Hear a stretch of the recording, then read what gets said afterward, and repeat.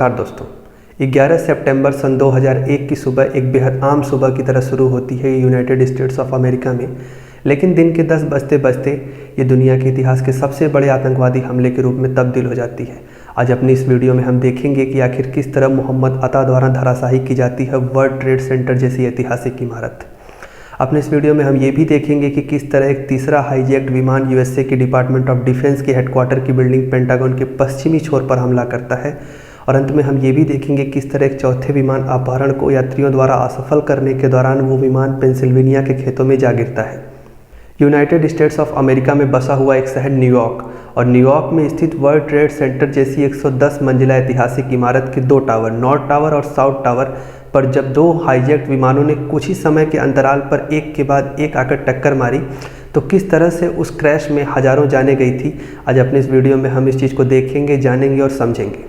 11 सितंबर सन 2001 की सुबह का समय था। बोस्टन के इंटरनेशनल एयरपोर्ट से फ़्लाइट 11 उड़ान भरती है लॉस एंजल्स पहुंचने के लिए। इस विमान में कुल 52 लोग हैं। उन 52 लोगों में 81 पैसेंजर हैं और 11 विमान कर्मी हैं। हालांकि विमान की उड़ान भरने के कुछ ही देर बाद ये बात पता चलती है कि उन 81 पैसेंजर में 5 हाईजैकर्स हैं, जिनमें मुख्य है मोहम्मद अता, जो कि एक 33 वर्षीय युवक है और एक ट्रेंड पायलट है। वो विमान के कॉकपिट में घुस करके जो वहाँ पायलट होते हैं और को पायलट होते हैं उनसे विमान का नियंत्रण अपने हाथों में ले लेता है और विमान को 100 डिग्री के कोण पर मोड़कर एक नई दिशा देता है। वो दिशा होती है न्यूयॉर्क शहर की, और रुख करता है वर्ल्ड ट्रेड सेंटर की ऐतिहासिक इमारत के नॉर्थ टावर पर। और एक सोची समझी साजिश के तहत वो उस नॉर्थ टावर में फ़्लाइट 11 को ले जाकर के क्रैश करवाता है। 30 सितंबर सन 2001 को टाइम पत्रिका में मोहम्मद अता के नाम से छपे हुए एक लेख में जॉन क्लाउड ढेर सारी जानकारियां देते हैं। वो जानकारियां संबंधित होती हैं इस हमले के पीछे की, और न सिर्फ इस आतंकवादी हमले के पीछे की बल्कि मोहम्मद अता के बारे में भी, जो कुछ महत्वपूर्ण है मैं वो आपको बताता हूँ। अता का जन्म 1 सितंबर 1968 को हुआ था कफ्र अल शेख मिस्र में, यानी इसकी नेशनैलिटी इजिप्टियन थी। इसके परिवार वालों का और इसके पिता का कहना है कि ये बचपन में काफ़ी शर्मीला था। इसके पिता बताते हैं कि इसे हिंसक खेलों से घृणा थी। इसका पसंदीदा खेल शतरंज था। वो कहते हैं कि वो बचपन में इतना दुबला पतला था कि उसे वे लोग प्यार से बुलबुल कहते थे। 3 जून सन 2000 को 6 महीने के एक टूरिस्ट वीज़ा पर अता न्यूयॉर्क आ पहुंचा, और यहाँ पहुंचने के बाद पहले ही महीने से उसने वेनिस में हॉफमैन एविएशन इंटरनेशनल एयरपोर्ट से ट्रेनिंग लेनी शुरू कर दी। 4 महीने की पायलट की ट्रेनिंग के लिए उसे और उसके दोस्तों को कुल $40,000 खर्च करने पड़े। फिर उसके बाद 21 दिसंबर सन 2000 को उसे और उसके साथी को पायलट का लाइसेंस मिल जाता है। On that day the definite timeline of 9/11 के लेखक विलियम आर्किन ऐसा लिखते हैं कि इस आतंकवादी हमले को अंजाम देने के एक दिन पहले उन्होंने अपना समय ATM कार्ड से पैसे निकालने, शॉपिंग करने, पिज्ज़ा खाने में बिताए थे।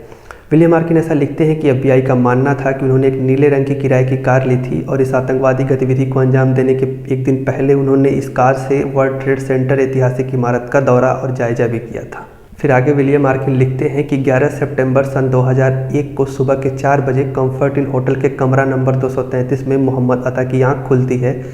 आँख खुलते ही वो सबसे पहले अपने उसी होटल में रहने वाले एक दोस्त अब्दुल अजीज़ अल उमारी को फ़ोन लगाता है, और फ़ोन लगाने के बाद वो दोनों एक साथ हो जाते हैं।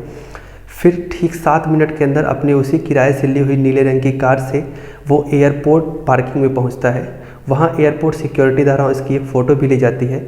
उस फोटो में साफ साफ दिखता है कि उसने एक नीले रंग की शर्ट पहन रखी है, ब्लैक कलर का पैंट है, कंधे पर एक लटकाने वाला काला बैग है, और उसके ठीक पीछे उसका एक साथी है जिसके हाथ में कैमरे जैसी कोई चीज़ है, जिसे उसने अपने दोनों हाथों से पकड़ रखा है। विलियम आर्किन ऐसा कहते हैं कि US एयरवेज की फ़्लाइट नंबर 5930 से वे दोनों बोस्टन लोगन इंटरनेशनल एयरपोर्ट पहुंचते हैं। वहां उन्हें मिलती है लॉस एंजल्स जाने वाली AA फ़्लाइट 11। इस AA फ़्लाइट 11 को हाईजैक कर वो इस ऐतिहासिक आतंकवादी हमले को अंजाम देते हैं। इस पहले क्रैश को हुए अभी अधिक समय नहीं हुए होते हैं, केवल 17 मिनट हुए थे हैं कि तब तक पता चलता है कि यूनाइटेड एयरलाइन की एक दूसरी फ़्लाइट 175 को भी हाईजैक करके आतंकवादियों द्वारा इसी वर्ल्ड ट्रेड सेंटर की ऐतिहासिक इमारत के साउथ टावर से क्रैश करवाया जाता है। कुछ इस तरह से 1 घंटे 42 मिनट के अंदर ही 110 मंजिला ऊंची इमारत धराशायी हो जाती है। यह आतंकवादी गतिविधियां रुकने का नाम नहीं ले रही थी। इसके ठीक कुछ ही देर बाद पता चलता है कि एक और विमान का अपहरण हो चुका है, फ़्लाइट नंबर 77। इसे हाईजैक्ट करके यूएसए की डिपार्टमेंट ऑफ डिफेंस की हेडक्वार्टर की बिल्डिंग पेंटागन के पश्चिमी छोर पर हमला किया जाता है, जिसमें उस पेंटागन का एक ज़्यादातर हिस्सा डैमेज हो जाता है। ऐसे में यूनाइटेड एयरलाइन की फ़्लाइट नंबर 93 को भी हाईजैक करने की पूरी कोशिश की गई, लेकिन उसमें बैठे हुए यात्रियों ने इसका विरोध किया और ये विमान कहीं ले जाकर के किसी बिल्डिंग से नहीं टकराया जा सका, बल्कि पेंसिल्वेनिया के खेतों में ही जा गिरा, जिसमें विमान में बैठे हुए सारे लोगों की जानें चली गई। हालांकि जब ये आतंकवादी हमले हो रहे हैं तो अमेरिका के राष्ट्रपति जॉर्ज बुश फ्लोरिडा के एक स्कूल में क्लास 2 के बच्चों के साथ बैठे हुए हैं। ऐसे में जब उन्हें पहले हमले की जानकारी दी जाती है तो वो कहते हैं ये असंभव है, अगर ऐसा हुआ है तो ज़रूर पायलट को हार्ट अटैक आया होगा।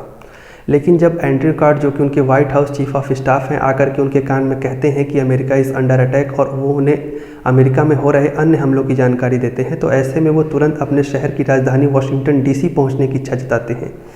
लेकिन उनके सुरक्षा सलाहकार उन्हें ऐसा करने से मना करते हैं, उन्हें रोक लेते हैं। वो कहते हैं आप जैसे हैं, जिस हालत में हैं वैसे ही रहिए, अपनी रीडिंग को कंटिन्यू रखिए, नॉर्मल बिहेव करिए, बच्चों के साथ फ़ोटोज़ लीजिए, वीडियोज़ बनवाइए। अमेरिकन अंतरिक्ष यात्री कमांडर फ्रैंक कुलबर्टन अकेले ऐसे अमेरिकी हैं जो धरती पर नहीं हैं, अंतरिक्ष में हैं। और 11 सितंबर की सुबह की हो रही इस आतंकवादी हमलों से बेखबर जब वो धरती पर फ्लाइट सर्जन स्टीवन हर्ट से संपर्क कर पूछते हैं कि क्या धरती पर सब कुछ ठीक है, ऐसे में स्टीवन हर्ट का जो जवाब आता है वो काफ़ी मार्मिक रहता है। वो एक भारी आवाज़ में कहते हैं कि ये दिन धरती के लिए बिल्कुल अच्छा नहीं है। हालांकि उस समय अंतर्राष्ट्रीय अंतरिक्ष स्टेशन कनाडा के ऊपर से ही गुजर रहा था। कमांडर फ्रैंक कुलबर्टन जब कैमरा जूम करके देखते हैं तो पाते हैं कि मैनहट्टन का पूरा इलाका धुएं से भरा हुआ है और वहाँ से उठता हुआ धुआं साफ दिखाई दे रहा है। कमांडर फ्रैंक कुलबर्टन कहते हैं कि अपने देश पर हमला होते हुए देखना बेहद भयावह है, और वो इसी के साथ साथ बताते हैं जब वो दूसरी बार अमेरिका के ऊपर से गुजरते हैं तो अमेरिकी वायुसीमा पूरी तरह से शांत थी, क्योंकि सभी विमानों को अपने निकटतम एयरपोर्ट पर लैंड करने के लिए बोला जा चुका था। ऐसे में वो बताते हैं कि अमेरिकी वायुसीमा में एक भी विमान नहीं था सिवाय एक विमान के। वो विमान था US एयरफोर्स 1, जिसमें सवार थे अमेरिका के राष्ट्रपति जॉर्ज बुश, और ये विमान तेज़ी से वाशिंगटन DC की तरफ उड़ता हुआ जा रहा था। उन्होंने अपने सलाहकारों के लाख मना करने पर भी नहीं माना और वो अपनी राजधानी वाशिंगटन DC पहुंचते हैं। न्यूयॉर्क में बनाए गए 9/11 के मेमोरियल में कुल 2983 लोगों के नाम दर्ज हैं जिन्होंने इस घटना में अपने जान की आहुति दी थी, और घायल होने वालों की संख्या 6000 से अधिक थी। यूनाइटेड स्टेट्स ऑफ अमेरिका इस ऐतिहासिक हमले के पीछे जिम्मेदार ठहराता है ओसामा बिन लादेन को, और साथ ही साथ में टेररिस्ट ग्रुप अल-कायदा को। हालांकि उसका ऐसा सस्पेक्ट करना बिल्कुल सही था, क्योंकि इस हमले के 3 साल बाद जब USA में इलेक्शन है तो ऐसे में ओसामा बिन लादेन इस तमाम हमलों की जिम्मेदारी लेता है, और वो कहता है कि वो दरअसल USA को एक अच्छा सबक सिखाना चाहता था, क्योंकि USA की वजह से मुस्लिमों पर होने वाले अत्याचार बढ़े हैं। इसके लिए वो ढेर सारी दलीलें देता है, जिसमें कुछ मुख्य थी, जैसे USA का इजराइल को सपोर्ट करना, USA सैंक्शन अगेंस्ट इराक, इस तरह की ढेर सारी दलीलें देता है। 9/11 कमीशन रिपोर्ट एक पाकिस्तानी टेररिस्ट खालिद शेख को इस हमले के पीछे का प्रिंसिपल आर्किटेक्ट बताती है, और इसके साथ साथ में 4 और एक्यूज्ड लोगों को ग्वांतानामो बे जेल में रखा जाता है। ओसामा बिन लादेन को मई सन 2011 में मार दिया जाता है। 11 सितंबर सन 2001 को हुए इस ऐतिहासिक आतंकवादी हमले ने दुनिया को पूरी तरह से बदल कर रख दिया। इसने हर एक के जीवन पर असर डाला, हमारे, आपके, सबके ऊपर। हालांकि वो बात अलग है कि हम इसको रियलाइज़ नहीं कर पाते। अगर रियलाइज़ करना है तो कभी एयरपोर्ट पर जाइए। आज जितनी चेकिंग होती है, जितनी ID चेक्स होती हैं, साथ साथ में उनके जो भी अपने नॉर्म्स होते हैं, आपके पूरे सामान की जांच की जाती है, बोर्डिंग पास दिया जाता है, आपको एयरपोर्ट पर ठीक ठाक पहले समय से पहुंचना पड़ता है। पहले ऐसा नहीं होता था। पहले सिर्फ सिंपल ID चेक होती थी, एक मेटल डिटेक्टर होता था, वो कुछ वैसा ही होता था जैसा आजकल बेहद आम तौर पर होता है मॉल्स वगैरह में। उस टाइप की चेकिंग होती थी, आधे एक घंटे आप पहुंच जाते थे तो आपका काम हो जाता था। अब ऐसा नहीं है, अब चीज़ें बिल्कुल बदल चुकी हैं। इस हमले के 6 हफ्ते बाद एक पैट्रियट एक्ट पास किया गया। ये पैट्रियट एक्ट US गवर्नमेंट को खूब सारी पावर देता था, जुडिशरी पावर कम हो गई। इस एक्ट के तहत US गवर्नमेंट अपने ही नागरिकों को स्पाई कर सकती थी, उनके ऊपर नज़र रख सकती थी। हालांकि इस टेररिज्म को एक तरह की एक्सक्यूज़ बनाकर US गवर्नमेंट ने अपने विरोधियों की आवाज़ को दबाने का काम किया, और फिर बाद में USA गवर्नमेंट बहुत सारे टेररिस्ट को भी मारती है, साथ साथ में कई सारे बेगुनाहों की भी जाने जाती हैं। वो एक्सक्यूज़ बनाती है कि वो टेररिज्म को साफ़ कर रही है, ओसामा द्वारा किए गई चीज़ों के लिए वो सबक सिखा रही है। तो ऐसे में एक अंडरस्टैंडिंग डेवलप करने की ज़रूरत है, जो हमारे महापुरुष महात्मा गांधी कहा करते थे कि आँख के बदले आँख पूरी दुनिया अंधी हो जाएगी। जय हिंद, जय भारत।